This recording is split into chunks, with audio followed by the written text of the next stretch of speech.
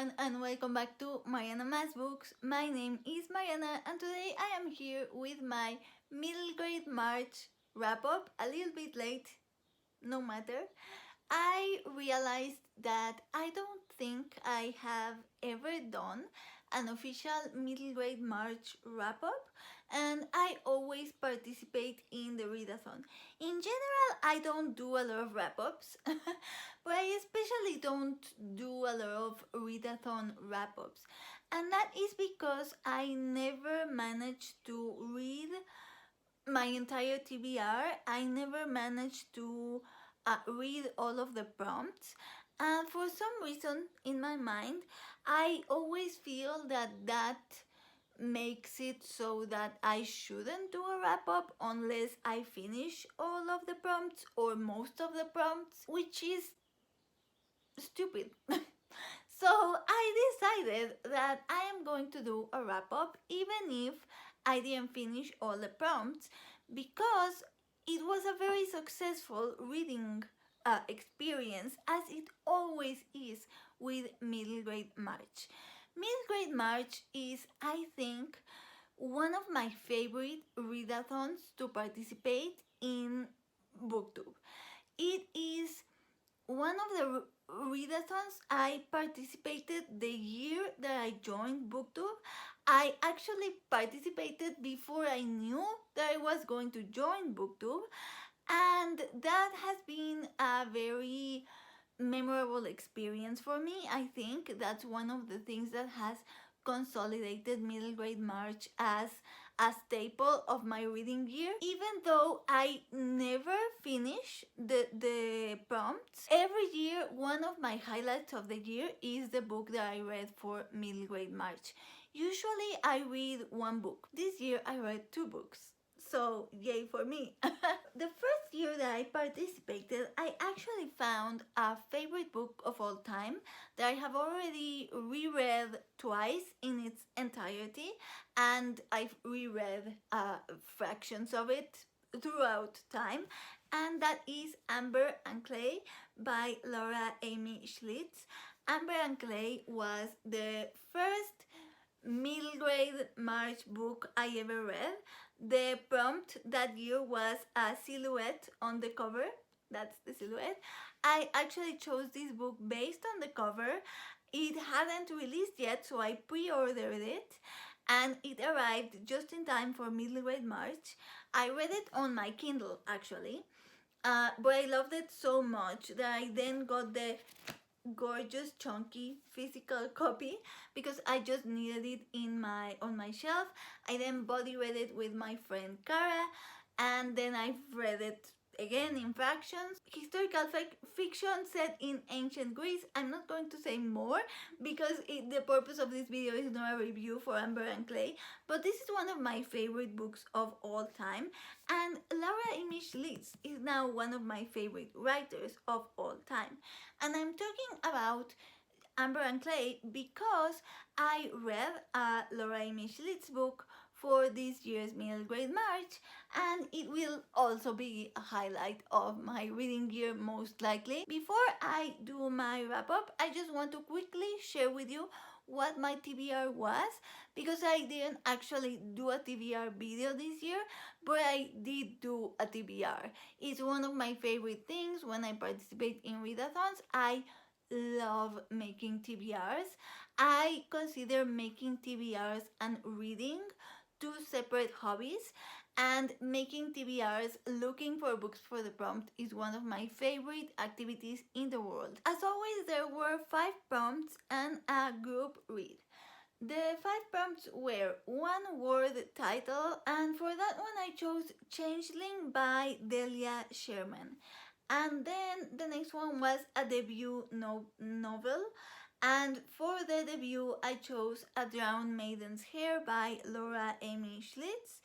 And then the next one was Immigration or Refugee Story, and for that one I had Mexique, El Nombre del Barco by María José Ferrada, and then an animal on the cover, and for that one I had Catherine Called Birdy by Cushman.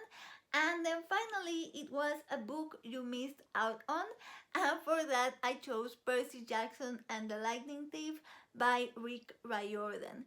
The group read was The Mona Lisa Vanishes, a legendary painter, a shocking heist, and the birth of a global celebrity by Nicholas Day. As I said, I always read one book. And usually in readathons, not only in middle grade March, but usually in any readathon, I won't read the group read. That's something I usually don't do. But in this case, they went for a non-fiction book, and I was stoked. I was so excited. I even wrote a comment in the Middle Grade March YouTube channel when they announced, and I was like, oh my god, I'm so excited that you went for nonfiction. I'm definitely going to read that. One thing you should know about me is that I will never follow through on my reading plans. I follow through on so many plans in real life. I am one of those straight A's in school type persons. I am one of those always on time at work, always doing everything that they have to do when other people require it. I am super accountable when it comes to doing stuff that other people require of me.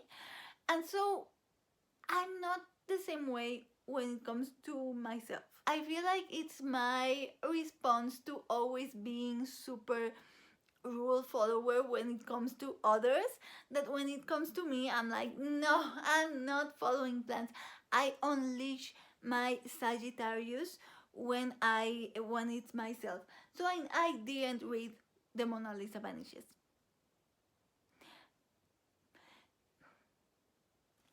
Still on my radar, still on my list, still want to read it, but I didn't read it this month. And because this month the group read was something that I really wanted to read, I was aiming for 2 books this year. So that part at least was successful. 2 books. I did read 2 books. I finished the second one in April, but we don't have to tell anyone that. So I was sure I was going to read Catherine called Birdy and The Mona Lisa Vanishes.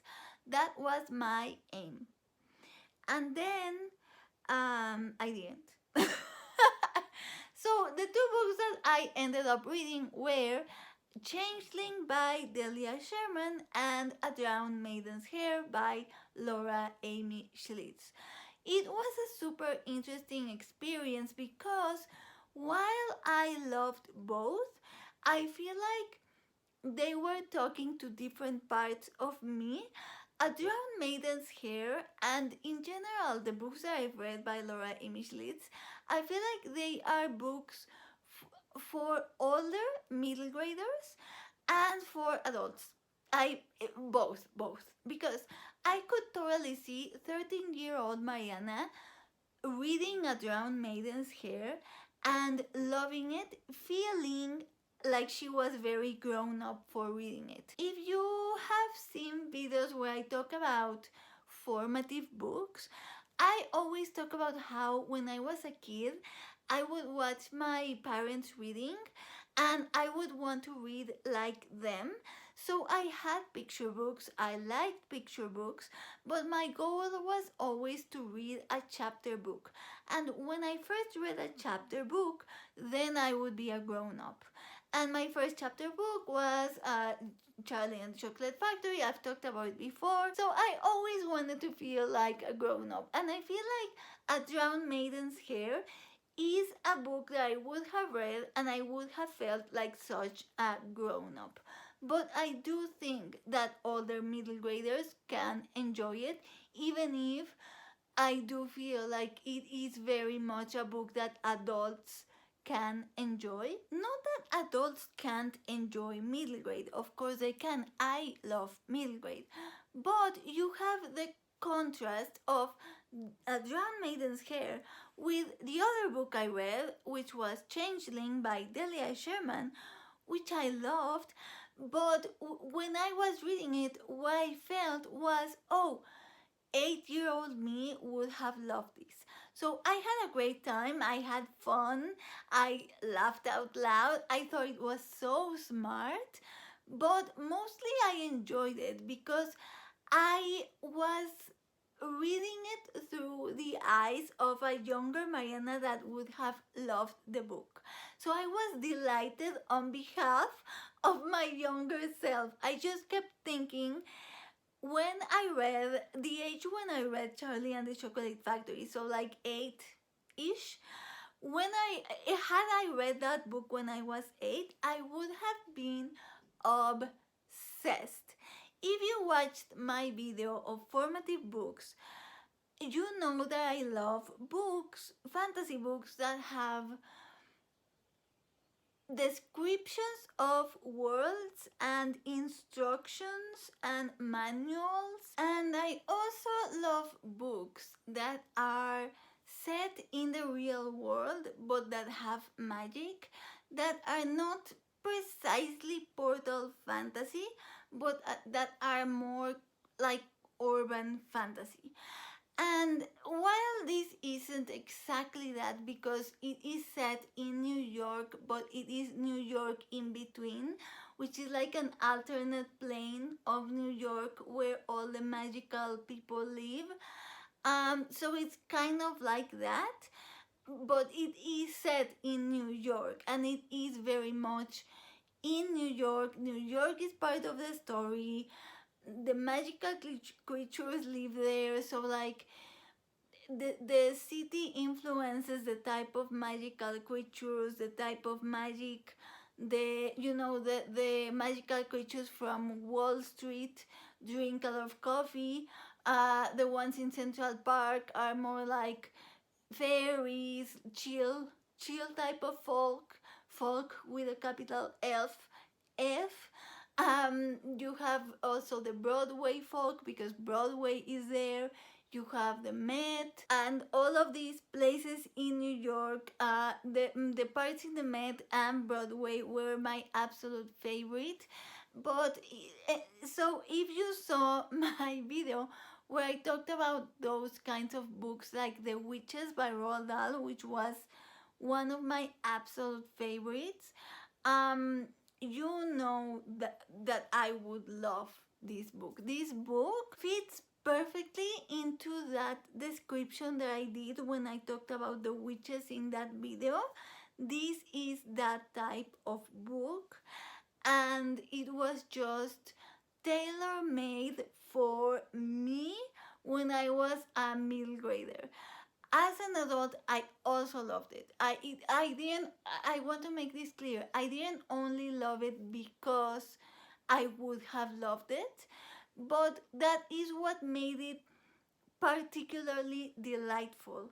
Whereas a drowned maiden's hair, I though I do think that 13-year-old Mariana would have loved the book and again felt very grown up, I also, as an adult, genuinely just super enjoyed it, had a great time, was gripped.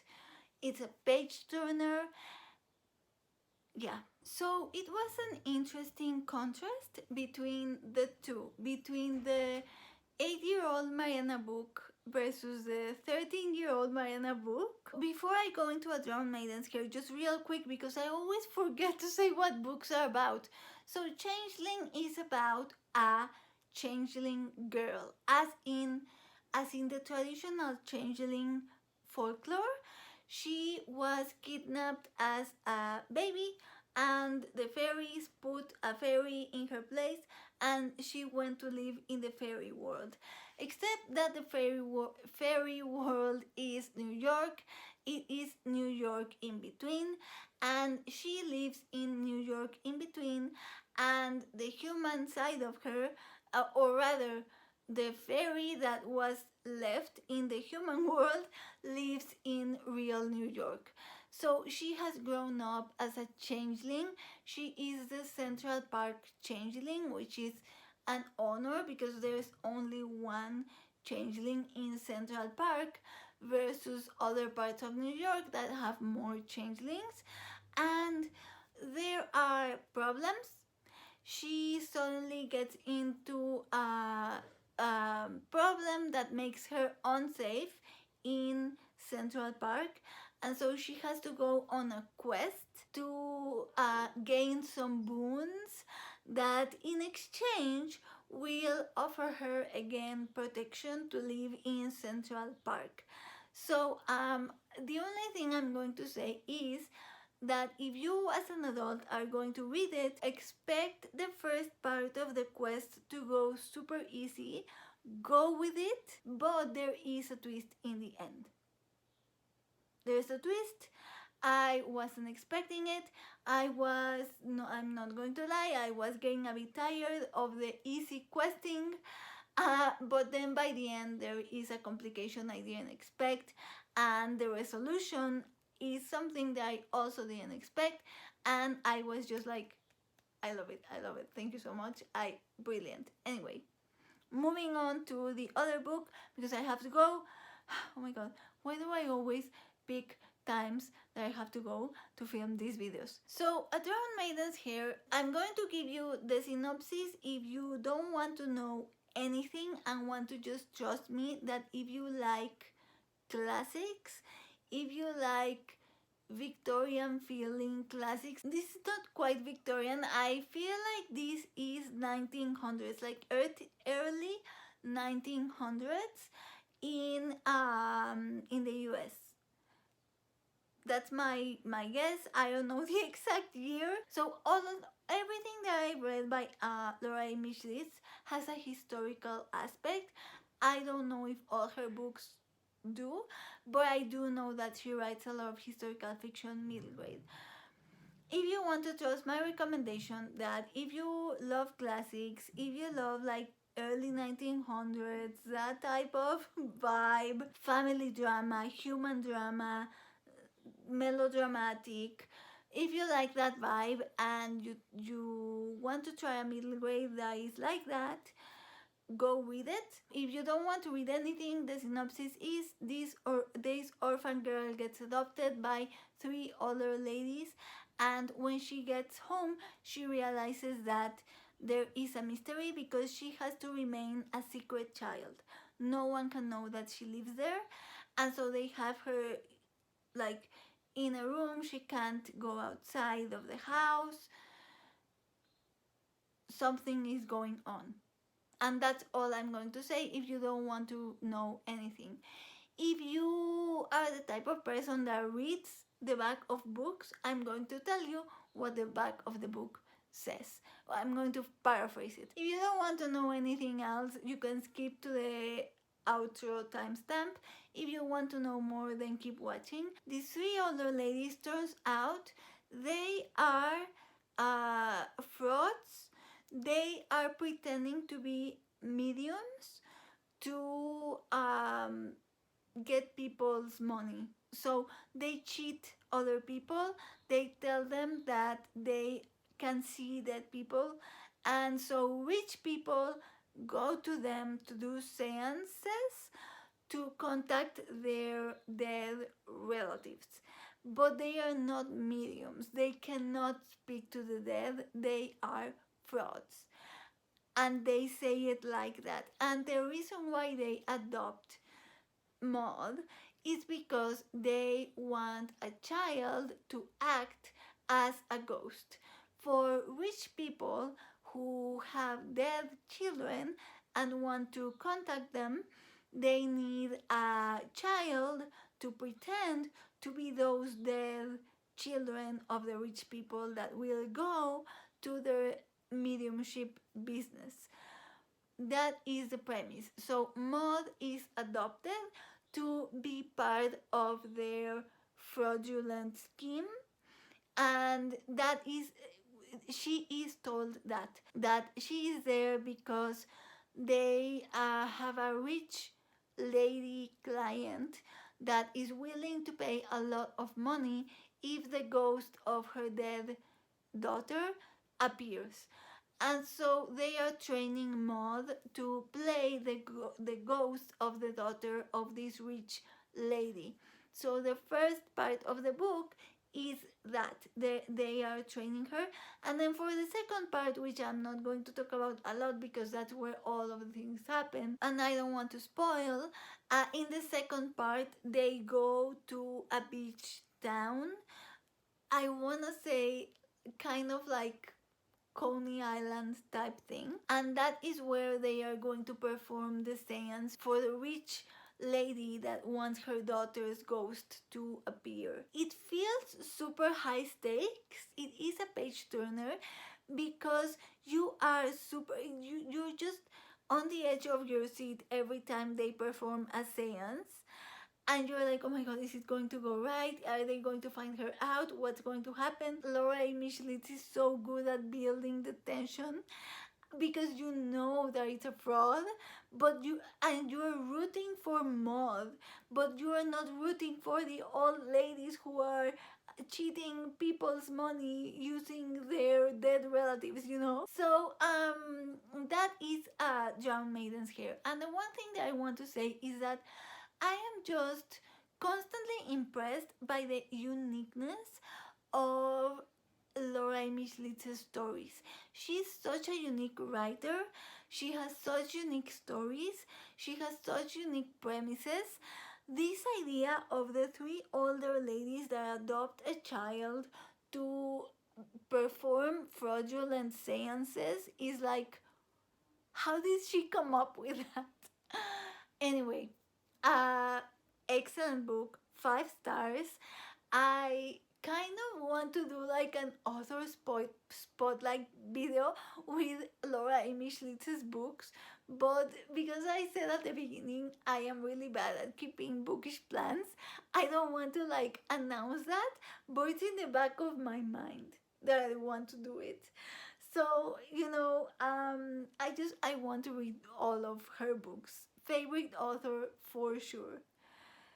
So there you go. That would be my wrap up for middle grade March. As I said, I love this readathon. I love participating. One of my favorites on BookTube, and I do it every year. I'm going to keep doing it every year, and yeah, I'm going to leave it at that because now I really have to go, and I'm super hungry, and I have to go eat.